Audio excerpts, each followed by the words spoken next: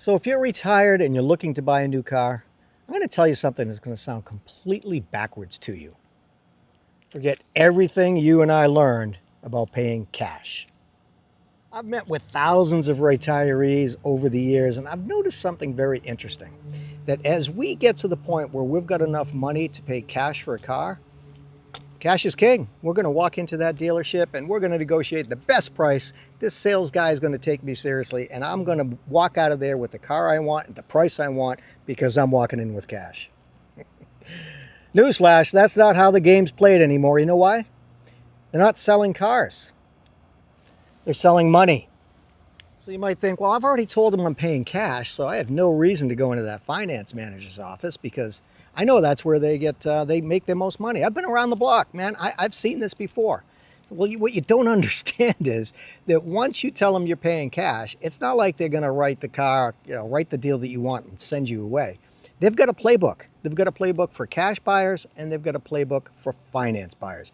You've already been down the road for finance buyers. Let me tell you what happens if you announce that you're a cash buyer. So once you tell them you're a cash buyer, they just, as I said, they flip the playbook and now they're going to make up that profit that they're losing on all the financing and all the options and all the things that they were prepared to sell you.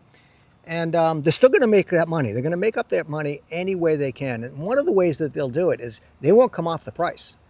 They'll use lines like, that car is so popular, it's in such demand that we probably can't get it for you anytime soon. And if we do, I can't sell it for MSRP if it's so popular. I've sold that car you're looking at over there just the other day for $5,000 over MSRP. So yeah, I get you paying cash. That's awesome.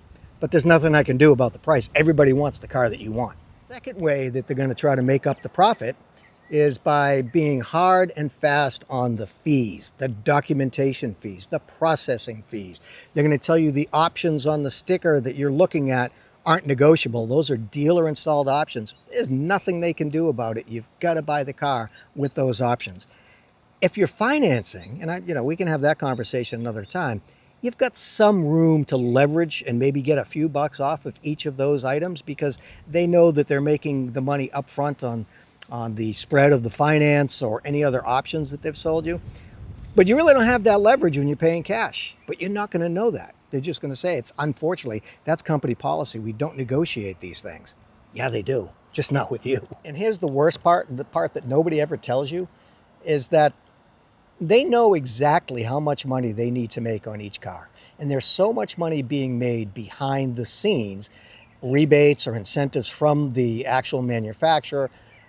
They have floor plan incentives. There's all kinds of incentives that the dealer can pad into a cash deal to still make good money. But they're not going to walk around saying, pick the car that you want, tell us how much you want to pay for it and drive off. That's not how they do it. So you want to hear how to handle this? You want to hear the Popsie guy's secret? It's not really a secret. It's just a matter of understanding how the game is played. You've got to go in there knowing, first of all, there are two things you never disclose. The first one, obviously, as the title of this video is, don't pay cash. Cash is not king.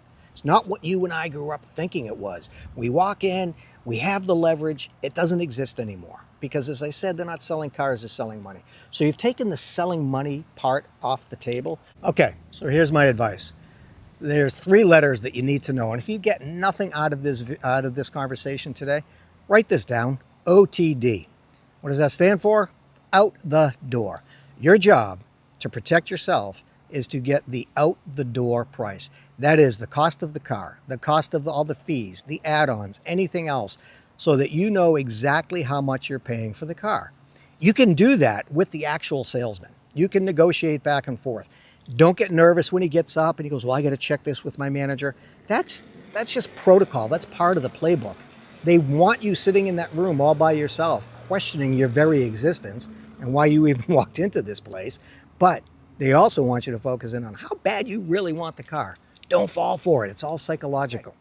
Congratulations, you got the out the door price. Now what do you do with it? You actually have so much more leverage than you think. What you do is you could say, you know what? Take me into the finance guy's office. I want to run some numbers and see how we can make this even better. The salesman's going to go, we can't make this any better, sir. I've done the best I can. Say, yeah, I know. Let's go in there. Because you haven't committed yet. This is the point. Know the out the door price. Don't tell them you're paying cash. Don't tell them you're trading. Oh, did I mention that? So years ago, my dad told me, Dave, if you ever find yourself buying a new car, two things you don't want to do. First one is, if you're paying cash, don't tell them that. That's none of their business. Second is, never answer the question, how much do you want to pay every month? Because he said to me, once you do that, you have no idea how much the car is. The third thing, and that's a different discussion, is don't tell them you're going to trade. My dad says, listen, if you're going to go into a dealership and you are going to trade, park the car. In Boston, we say, park the car a couple of blocks away and walk to the dealership. Because as soon as you pull up, the used car manager is looking at that car and he knows, okay, this is a potential trade. Let me get a quick look at it and understand how much, if in fact, we can offer for it. So that's a bonus tip, right? When you leave this conversation today, understand those three things. Out the door, no cash, no trade, okay? Where was I? I was talking about out the door price. But you go to the finance manager with the out the door price and say, hey, so what if in fact I wanted to finance? All of a sudden the numbers change. They get better for them. The finance manager might say something, well, that's good because you know what? We can offer a rebate this month only on that model of $2,500 if you finance through us. So let me run a quick credit check. Run that. Oh, that looks good for you. So let me call my favorite banks. These are banks I love to work with because they're very easy. And for somebody like you, they're going to trip over themselves to do business. So you know what happens? They pull up what the bank is offering. Probably if you get a good credit score, 6, 5, 6, 7, somewhere around there. But the dealer then pads either 1 or 2 percentage points to that and says to you, congratulations, because of your awesome credit score, we're able to get you this loan at 7% for, 72 months? Oh, come on. How could you say no to that? But before all of that happened, you know what he asked you, or that person asked you? About how much a month do you want to pay for the car? So now, once you've done that, right, even though it's out the door price, the game is shifted to financing. Magically, the number is going to be somewhere in the vicinity of what you want to pay. So do yourself a favor. Don't take my word for it. Do a Google search and everything that we're talking about before you rush into the dealer. And just remember, don't say you're going to pay cash. When I was an advisor, I think I told you the story of how I sat down with one of my clients and we went together to a car dealership so that I could be her protector.